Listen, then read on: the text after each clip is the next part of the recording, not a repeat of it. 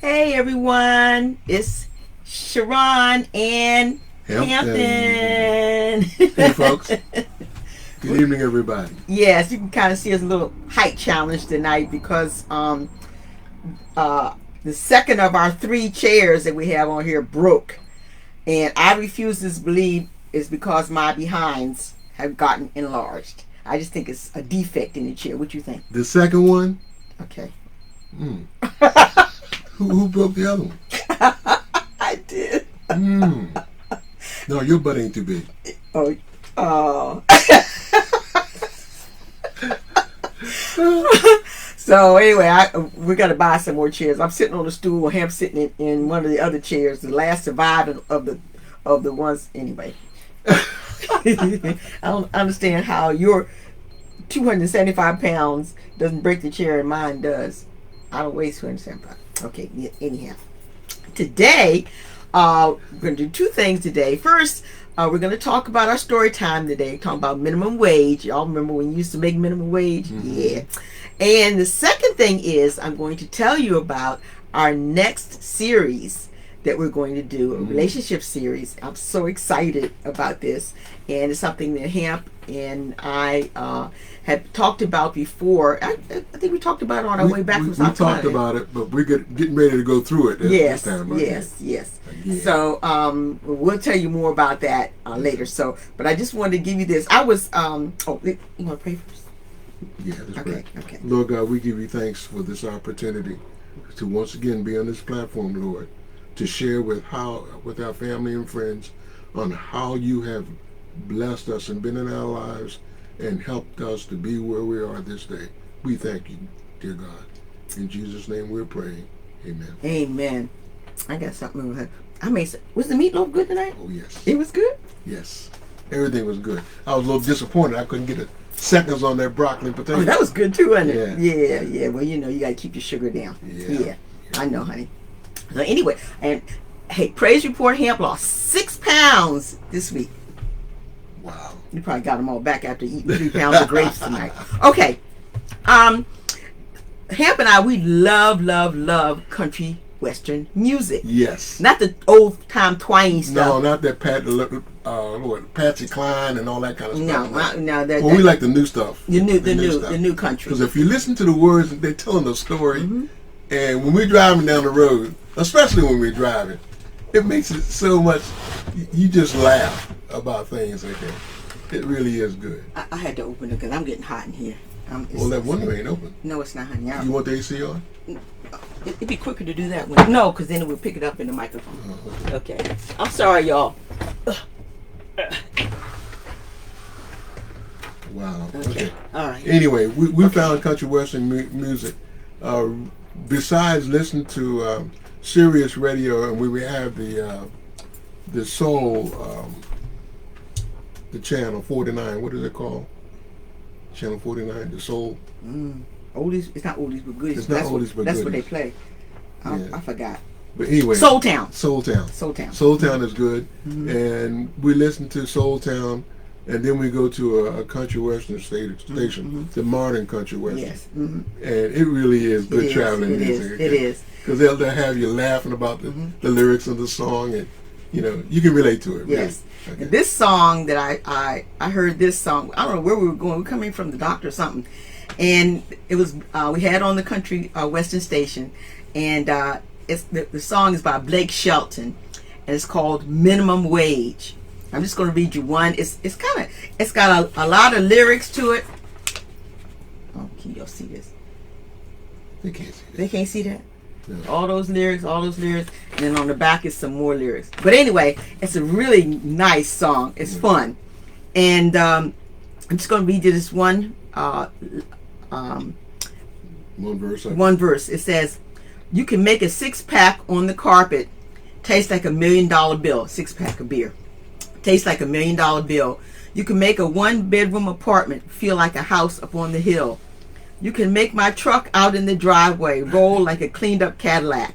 Girl, looking at you, looking at me, that way can make a man feel rich on minimum wage. Yeah. we heard that song. We just laughed about it, and especially him got a pickup truck in the driveway too, and and our 6-pack is more like a 6-pack of water nowadays, you know. And I really like that, and so I decided I was going to use that as a subject, and it's called what? I'm laughing at what Beverly Ming said. Oh, what'd she say? Hello, bionic man. I talking about you and all your joints and stuff. Yeah. Yes. If I showed your remember on Terminator, you're gonna make me miss my train of thought. On Terminator, one of the things in Terminator, I think they did an X-ray of him or something, and all you saw was these machine parts and stuff inside of him. I don't know which Terminator it was, and I have seen the X-rays of him with his knee. And his shoulder and his arm, and I swear it looked just like the Terminator's X-rays, because he has a bionic arm. He has I can't remember what they call the metal. I can't remember what it's made out of. Oh, titanium. Yes. His shoulder is titanium, and his left knee is titanium, and his forearm is titanium. So yeah, that was the very first accident he had when he broke his arm from here to here in 13 places, and he has 2 plates and screws and a big rod going right down through the middle of it. So it looks just like Terminator. So all that titanium, how much is titanium a pound? I have to look that up. I won't tell you, honey. That's okay. Yeah. Anyway, but anyway, this tonight we're going to talk about how to enrich your marriage and make you feel like you're living a $1 million relationship. And some of the things that you should do to make it feel that way. And I asked a question when I wrote this. Oh, somebody said they can't hear me? No. Oh. I tend to be loud. I keep talking my teacher voice. Sorry about that. Okay. One of the questions I wrote in here was, it says, I didn't write them in the order that I really wanted to say it, but I'm going to go ahead and say it this way.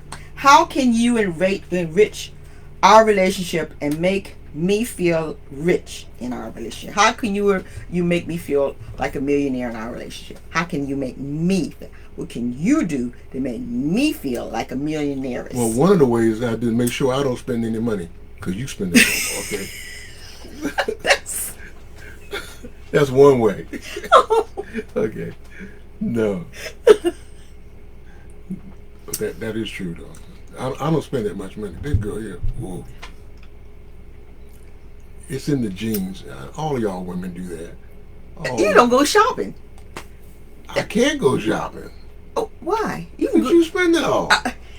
Don't say that. I don't do that. I don't spend all of it. Let me see, Pinocchio. I don't spend all of it. Okay.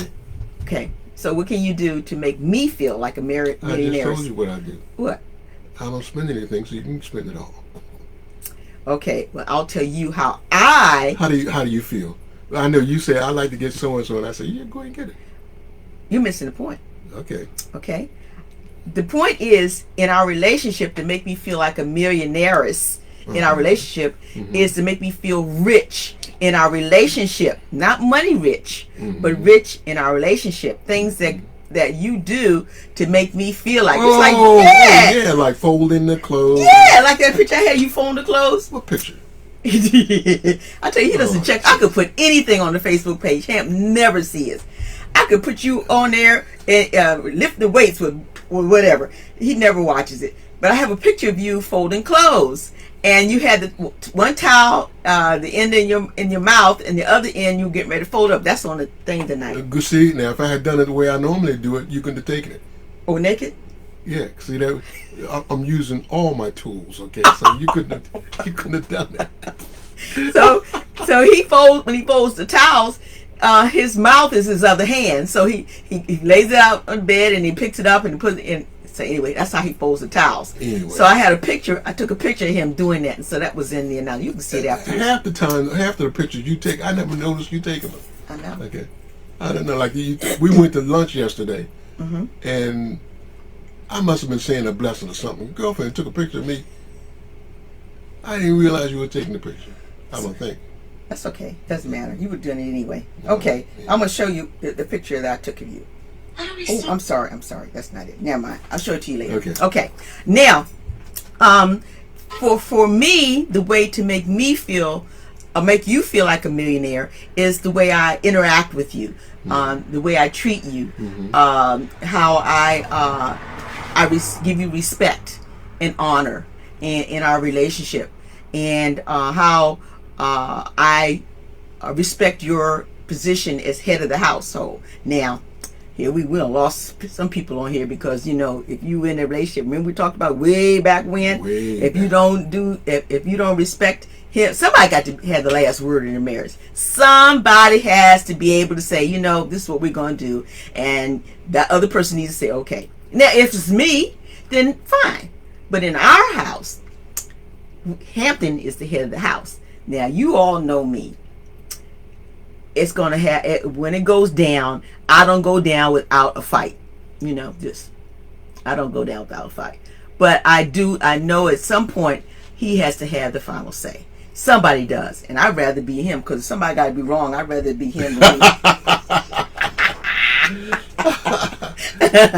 Okay.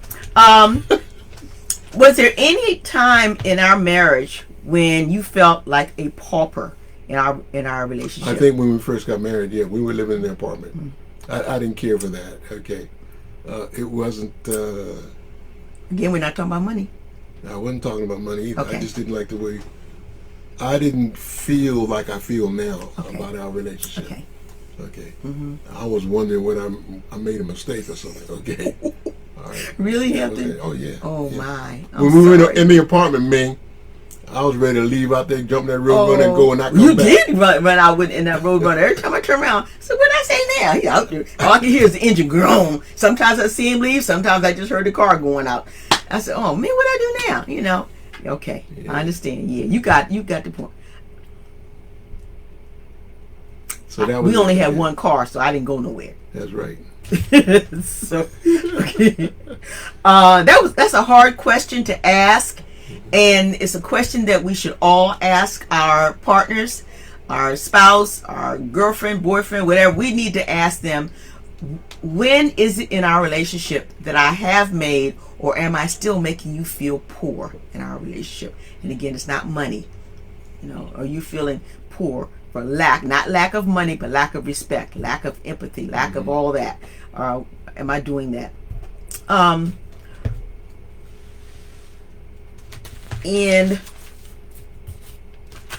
there was something I wrote on here that I wanted to go back. Oh no, what'd I do? Did I do something wrong? Uh-oh. I didn't end it. Did I? What'd I do? I don't know. I don't know. Okay, I did do it. Okay. I've got to get that book off of there. Yeah. Okay. There was something, I made a bookmark in here talking about, referring to something that I said on March the 3rd. I'm sorry, March the 9th. And this is the wealth. See how wealthy your relationship is by how much, and you don't measure this wealth by money. You measure this wealth in your relationship by how much tolerance you have, empathy, how much grace you give your partner, mercy that you give them, compassion, forgiveness, gratitude, and kindness. Remember those? And when we say that if you really love me, then show me, and show me those things. And that's how you enrich your relationship, by filling your relationship to overflowing with tolerance and empathy. Walking in their shoes, putting on their moccasins, feeling the pain when they feel the pain. Grace, give them grace. You know, if they don't quite make the mark, it's okay. You know, it's all right. You know, we'll do it next time. Mercy, don't jump on them when you know they did wrong, and you want to say something to blast them out the water, but you give them mercy. You know, yeah, they screwed up. They know they screwed up, but sometimes you just don't say anything. You know, just leave it alone. Show mercy. Compassion. Sometimes compassion is a time when you want to feel sorry for somebody. You want to feel that you understand what they're going through, that you understand their pain. And then forgiveness, Be quick to forgive. We're always very quick with our judgment. We need to be twice as quick to forgive as we are to pass judgment on someone.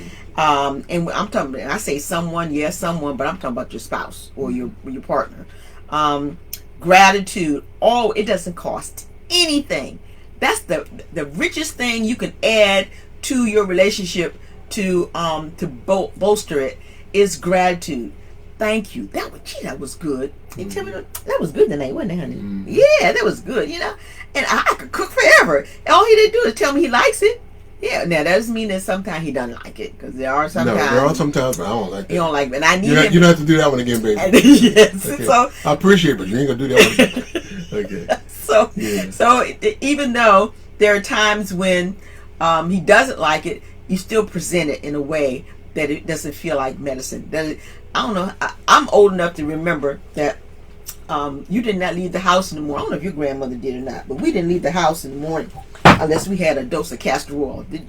No. She didn't? Oh, no. Man. I must have been the only person in the world. Yeah. Oh, my gosh. That was the most awful stuff in the world, and I couldn't wait till I was old enough to say I'm not doing it. I had to be sick to get that. So you did get some? When I was sick. Well, see, I was sick a lot when I was a little girl. Oh, I caught everything that was going to. So I guess they were trying to do that to keep me from getting sick maintenance, again. Oh, I rather get whatever I got than they had that castor oil and I don't care what you mix it with. I better have an orange soda or grape soda. It didn't matter. That oily mess coat the inside of your mouth, and whatever you ate for the rest of the afternoon, it was and you just don't belching it. Castor oil. Yes. Anyway, so I forgot what I was saying. Yeah, Mama Lucille was famous for it, huh? Oh, really? That's what Pat said. Yeah. Yep. And then for kindness, be kind. Kind in your actions, kind in your words. You know, there is one thing you're talking about being kind. Some things that we used to do that we don't. It's hard for me to do them now. Okay. One of the things I really miss the most, we're talking about just little things that make you feel good, that enrich your relationship. That I can't do anymore. Holding hands, walking and holding hands. No, honey. Can't do that anymore. We can't. Unless I get something to swing on my other side, okay? No. Some kind of counterweight. Yeah, it hurts his back. Yeah. So he can't. We can't hold hands and walk. We can sit. Sit and hold hands, but we can't walk. Can't walk. Well, we didn't do that in here because you always wanted to walk in front of me. Remember, we had this discussion. Oh, don't get like you forget. What? Walk in front of you? You don't want to talk when we walk. Remember? Oh, I'm not talking about that kind of stuff, Sharon. Oh, you're not talking about that? I'm talking about just us talking and being together, walking together, and talking. Walking. Okay, not just walking to get exercise. Oh, okay. No, I want exercise. I don't want just what I want to do. Well, no you talking. Slowing me down. See? Oh, I'm slowing you down. Yeah. Okay, Mr. Bionic. Yes, just what you did. Okay, so I don't have to worry about that. Okay. I can't remember the last time I walked somewhere to get exercise. Yep. Yeah.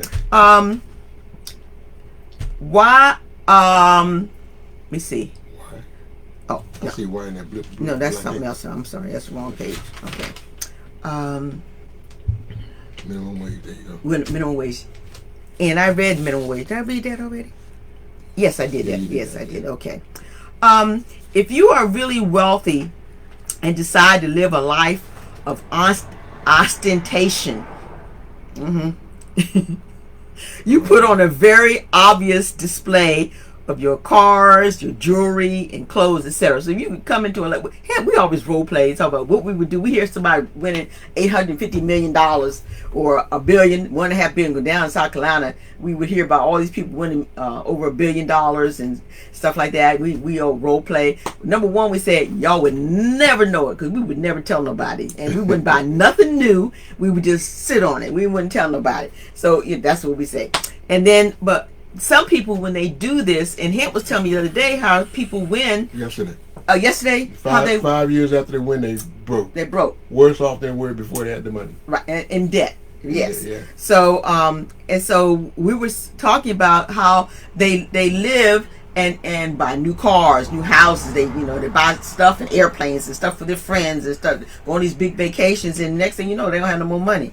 And so that's how you show your ostentatiousness if you're wealthy. You know, some people do, a lot of people don't. And so, how do we show our wealth in our relationship with each other? I do that, I think, by opening the door for you, closing the door, opening the door, trying to do things as much as I can to help you, to make your life easier, okay? And be it like keeping gas in your car, you know, going to fill that car with gasoline.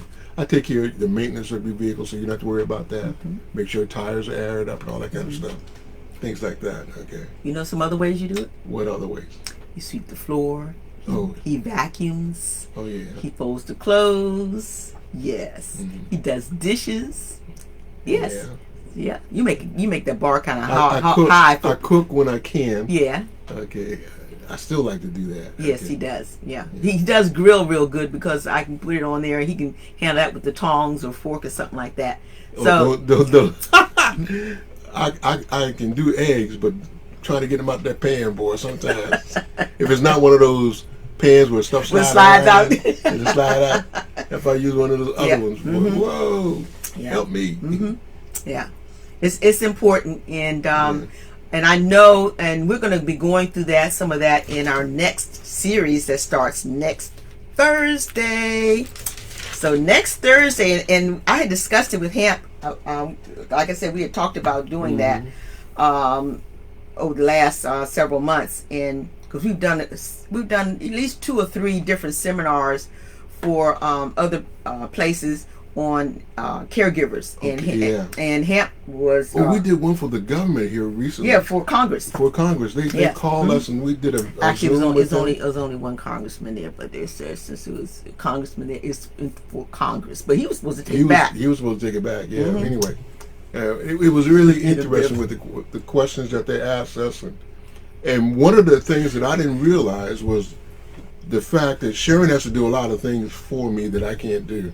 Okay, because of my amputation. But we talk about what we did do. And one of the things that was amazing to them was I, as a receiver of her care, am able to talk about it. Majority of the time, the receiver of the care can't express themselves. And that made it a big deal. The fact that we could talk about it. They could get the input from him also, because it's very rare that happens.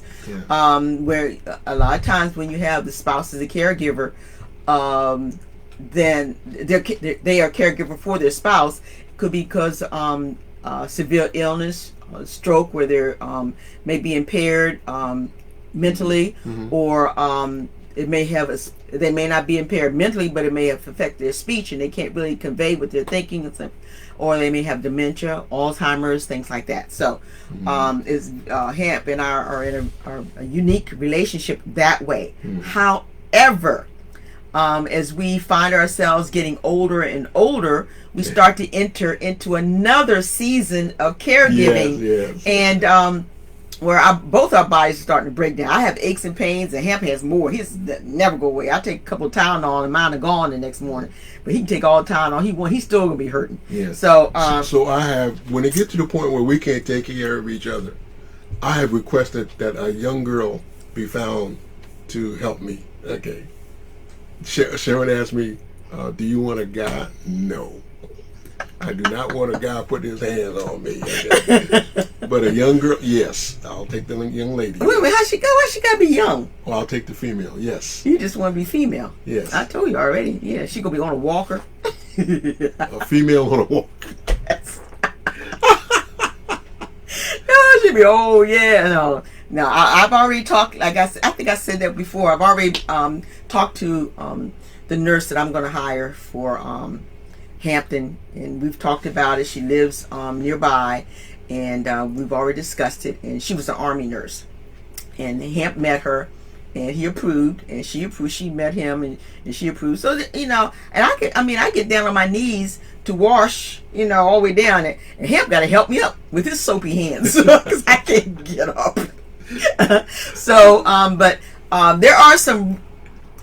When we started doing this, we decided we wanted to do this. We decided with 2 reasons we wanted to share.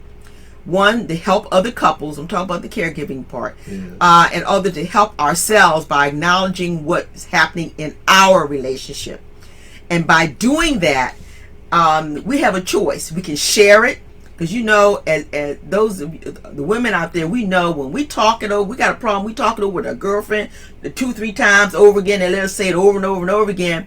Every time we share it, it gets less intense. Even though the situation may not improve, but the way we are affected by it gets less and less intense. And so we have that choice to share it that way, or go for therapy. Couples therapy, and there is specialized geriatric therapy for caregivers to go to help them and their care partner to go through what they're going through. If you have a care partner, and the Hamp is my care partner, if he is incapacitated, if he is not able to participate physically or mentally because of a severe disability, he may be totally paralyzed, or he may be incapacitated due to Alzheimer's or dementia, then a couples therapy is not going to help us. However, the way we're going to be doing it, it will be talking about caregiving from both our points of view, from him as a care partner and from me as a caregiver.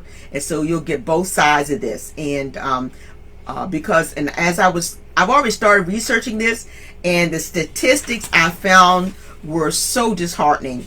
Hamp and I used to talk about because we're always talking about stuff in the future, and I was saying, role playing, what I'm going to do if something happens to you, blah blah. He said, you don't have to worry about that, because I'm gonna die long before you will, because of all the stuff that's wrong with me. But when I started doing my research, I found out that 70% of caregivers die before their care partners. Wow. 70%. Yeah. And the reason they die is because of all of the things, physical things and psychological things that surround their role as caregiver. The stress that they're under, the depression, the isolation, their health care, because they're so busy caring for their care partner, they don't take care for them. And this happened to me this week. I think since Monday, Hamp has dentist appointment. You've been to see your primary care physician. You went to the podiatrist. I'm talking about the last week. Podiatrist. You went to your primary care physician twice. You went to your orthopedic doctor. So that's 5 doctors in the past 7 days or 6 days, whatever, like that. And you gotta go see one tomorrow. And go see one tomorrow. Yeah. I went with Hampton on all of those. Only place I didn't go with him was when he went to see the podiatrist. No, the dentist. Oh, the dentist. I didn't go to the dentist either. Okay. And about a month ago, I hurt my back while I was in South Carolina. I don't know whether I had whiplash, getting up out the bed too quick. I don't know what it is. But anyway, I hurt my back. So I have a pain that goes right down the middle of my back, right in here. It's a ache, like a real bad ache. And so I've been sleeping on a heating pad, and I've been taking the ibuprofen has really helped, but still it keeps coming back. I was at our primary care physician 2 times, and Hamp and I also have the same orthopedic doctor. So those 3 chances I had to mention it to the doctor, I didn't open my mouth. I'm so busy taking notes for Hamp, asking questions for Hamp, and doing this for Hamp. I never said anything about my back ever, and so I'm still hurting. So I'm going to have to make another appointment, which I might not, because I can't get it in before Hamp's surgery. And then after Hamp's surgery, I'll be taking care of him. And so that's how caregivers end up getting sick, and because they don't take care of themselves. When I went to the dentist, and I know Hamp has been to the dentist, I hadn't gone to the dentist in 2 years. And I said, wait a minute, but I've been here with him. But Miss Conway, you haven't. When I went to get my mammogram, I had not been for almost 3 years since the beginning of the pandemic. I didn't realize it because I was so busy going to the doctors with him.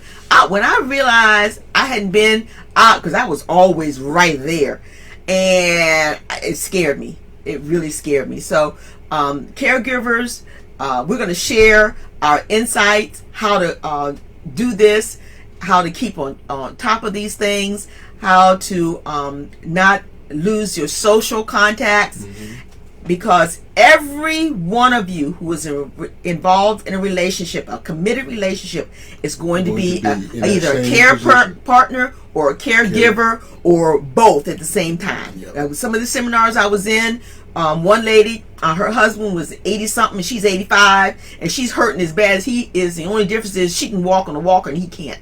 And she's caring. And she can't get any help from her children. Her friends or close friends are all worse off than she is, and she's isolated. So, and we are blessed. We're sitting here in the driveway now, but our kids are here, our grandkids are here. They are willing, and I got neighbors down the street that are willing to help. They're going to be here when I have the surgery on the 2nd of May. They have made it their business to be here to help me get inside, so that I don't have to worry about falling down the steps, climbing in here. Okay, they're going to be there for us. Yep. And so I have I've already, I know, because this is my third 1, 2, 3, 4. This will be my 5th time with Hampton getting operations like this. It's got to be the last one because I can't count no more after that. So it is so important that we maintain our health too. Yes. And so I'm making my, I see Beverly talking about sharing your mammogram is so important. It sure enough is. Yes. And I am getting my mammogram. And I see Wade, yes. Hey Wade, thank you. That she loves the fact that Gannett is his caregiver. And as a care partner, there's a point where you're going to start to feel guilty because you recognize the burden that you are on your caregiver, and the best way to relieve or help relieve the burden on your caregiver is to not. I tell you what I used to tell my auntie. I said, Auntie, the hardest thing about caring for you is that you won't let me care for you. That I know what needs to be done. And instead of fussing and fighting, because you don't want to do this, you want it that way, you don't want it this way, and way it used to be, it can't be that way.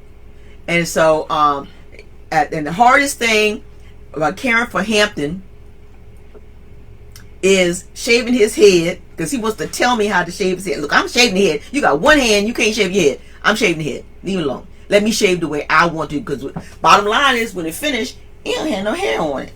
That's the main thing. So let me show you the way I want to be. I know, baby case. But anyway, I am determined that we are going to try to beat the statistics that that we are not in the 80% of married couples that say that being a caregiver for their spouse is putting a strain on their marriage. Trying not to make it such a hardship. Also, okay. At least in my view, I don't want to make it a hardship. I know you're trying, but you're trying to help me. But sometimes you trying to help me. That's a hardship. It's yes. You trying to get the stuff out of the refrigerator to do your breakfast, and next thing you know, you got a dozen eggs on the floor. So call me. That hasn't happened. No, that hasn't happened. But that's what could happen, because I got stuffed in that refrigerator now. Yeah. I know it's hard for you, but all I want you to do is just call me. That's what I'm supposed to do. Call me. Trying to let you sleep. That's okay, honey. Call me. I can sleep. Call me. Just call me. Yes. Okay. Anyway, so that gives thank you.